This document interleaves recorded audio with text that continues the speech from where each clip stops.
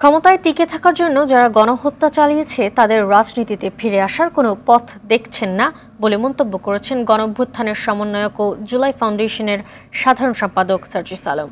সকালে বরিশাল শিল্পকলা একাডেমিতে শহীদ পরিবারের পাশে বাংলাদেশ শীর্ষক এক অনুষ্ঠান শেষে সাংবাদিকদের সঙ্গে আলাপকালে তিনি এই মন্তব্য করেন।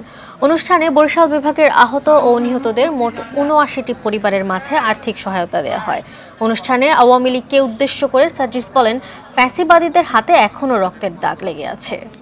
আর যাই হোক, ওই খুনিদেরকে আমরা প্রতিষ্ঠিত হতে আর দিব না। যেই খুনিরা শুধু ক্ষমতায় টিকে থাকার জন্য এত মানুষকে খুন করতে পারে, যাদের এখনো শরীরে, যাদের হাতে এত মানুষের রক্ত, এত খুনের রক্ত, তাদেরকে নিয়ে আমরা এই কথা কিভাবে বলবো?